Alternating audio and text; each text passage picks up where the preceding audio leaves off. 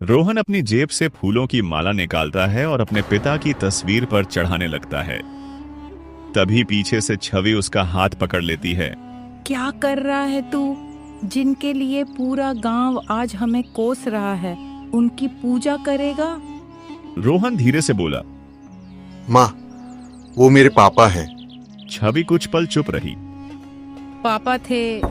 तभी दरवाजे पर दस्तक होती है। रोहन दरवाजा खोलता है।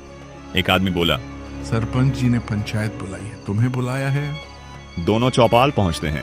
सरपंच सबके सामने कहता है, तुम्हारे पति गांव वालों के पैसे लेकर गए थे। अब या तो कर्जा लौटाओ या गांव छोड़ दो। छवि हाथ जोड़ लेती है। हमें थोड़ा समय दे दीजिए, हम पैसे लौटा देंगे। एक गांव वाला बोला, हमने भरोसा किया था, बदले में हमें धोखा मिला। सरपंच सख्त आवाज में बोला, आज से तुम लोग गांव छोड़ दो और पैसे लेकर वापस आना। रोहन चुप खड़ा रहता है।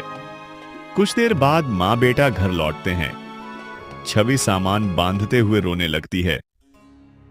20 साल साथ बिताए हैं मैंने उनके साथ, वो ऐसे नहीं हो सकते। रोहन पूछता है, अगर वो ऐसे नहीं थे तो हैं कहाँ? छवि के पास कोई जवाब नहीं होता। शाम होने तक दोनों गांव छोड़ देते हैं। चलते चलते रोहन कहता है, माँ, अब जाएंगे कहाँ? छवि थकी आवाज में बोली, जहाँ किस्मत ले जाए। गांव छोड़ने के बाद रोहन और छवि कई घंटों तक चलते रहे। सूरज धीरे धीरे ढलने लगा था। रोहन ने थकी आवाज में कहा, माँ, बहुत भूख लगी है। थोड़ा आगे चलते हैं बेटा, शायद कोई गांव या दुकान मिल जाए। कुछ देर बाद उन्हें सड़क किनारे एक छोटा सा ढाबा दिखाई देता है। ढाबा बंद होने वाला था। वहां एक आदमी सामान समेट रहा था। रोहन धीरे से उसके पास गया। भैया, कुछ खाने को मिल जाएगा? हमारे पास अभी पैसे नहीं हैं, लेकिन बाद में दे देंगे। वो आदमी दोनों को ध्यान से देखता है, फिर बोला, पहले जाकर टेबल पर बैठो। दोनों चुपचाप बैठ जाते हैं। कुछ देर बाद वह गरम खाना लाकर रख देता है। रोहन जल्दी से खाने लगता है। वो आदमी मुस्कुराकर बोला, आराम से खाओ, कोई कहीं नहीं जा रहा। छवि की आंखें भर जाती हैं। बहुत धन्यवाद। वो आदमी बोला, अगर बुरा ना मानो तो बताओ, तुम लोग यहाँ कैसे पहुंचे? कुछ देर चुप रहने के बाद छवि बोलती है, हमारे साथ थोड़ा बुरा हो गया। और फिर वो अपने गांव और राकेश की पूरी कहानी बताना शुरू करती है। हम पास के गांव में रहते थे। मेरे पति राकेश स्कूल में पढ़ाते थे। गांव के लोग उनकी बहुत इज्जत करते थे। एक दिन राकेश ने गांव में सबको बुलाया। उन्होंने कहा, आप सब जानते हैं कि खेती में पानी और बिजली की कितनी दिक्कत होती है। अगर खेतों में सोलर पंप लग जाए तो काम आसान हो जाएगा। सरपंच ने पूछा, लेकिन ये होगा कैसे? राकेश बोला, मेरा एक जानने वाला है, वो सोलर लगवा देगा। शुरुआत के लिए थोड़ा पैसा लगेगा। गांव वालों ने आपस में बात की। सबको राकेश पर भरोसा था। सबने मिलकर पैसे दे दिए। राकेश पैसे लेकर शहर चले गए। पहले 1-2 दिन बात हुई, फिर अचानक उनका फोन बंद आने लगा।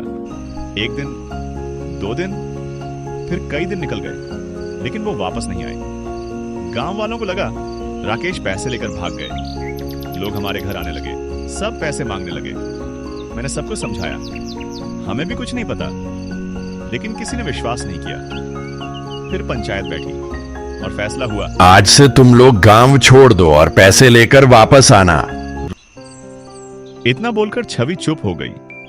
रोहन नीचे देखने लगा। टिम्बा कुछ देर सोचता रहा, फिर बोला, अगर तुम्हारे पति वैसे थे जैसे तुम बता रही हो, तो हो सकता है पूरी सच्चाई कुछ और हो। छवि की बात सुनकर कुछ देर सब चुप रहे।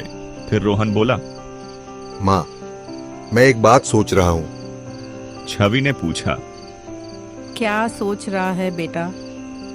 रोहन बोला, अगर हम भी ऐसा खाना बेचें तो?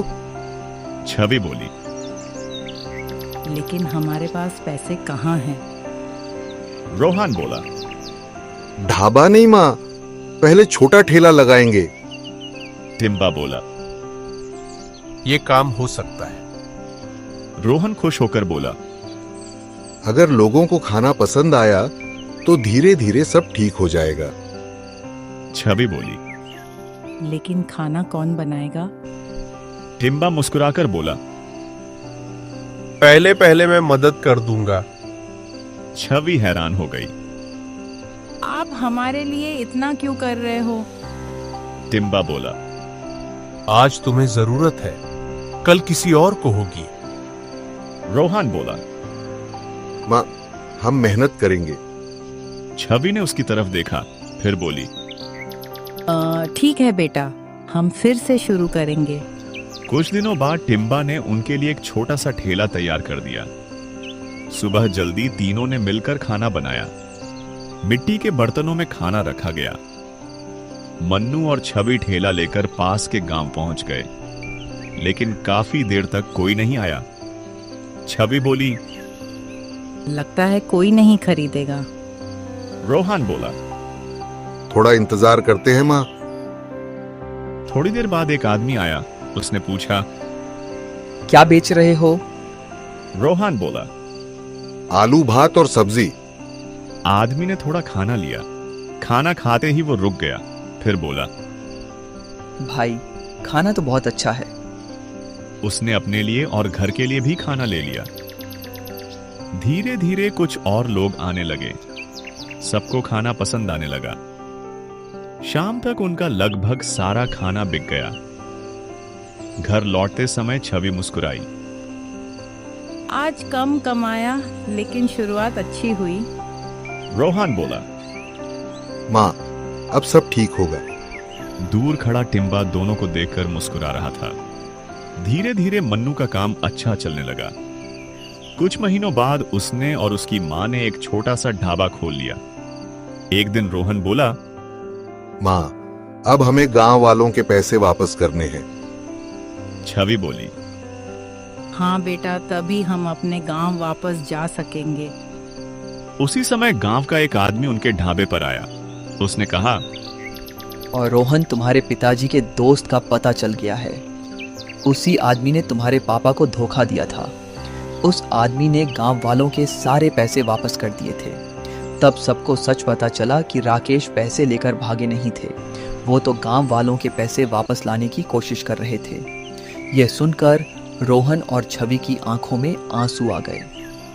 वह बोला। मैंने पापा को गलत समझ लिया था। छवि बोली। मुझे पता था कि वो ऐसा नहीं कर सकते। फिर दोनों अपने गांव गए और सबको सच बता दिया। सरपंच बोला। बेटा, हमसे गलती हो गई, हमें माफ कर दो। रोहन बोला। कोई बात नहीं। कुछ दिनों बाद मन्नू ने गांव में एक नया ढाबा खोला। उसने ढाबे का नाम अपने पिताजी के नाम पर रखा, राकेश ढाबा।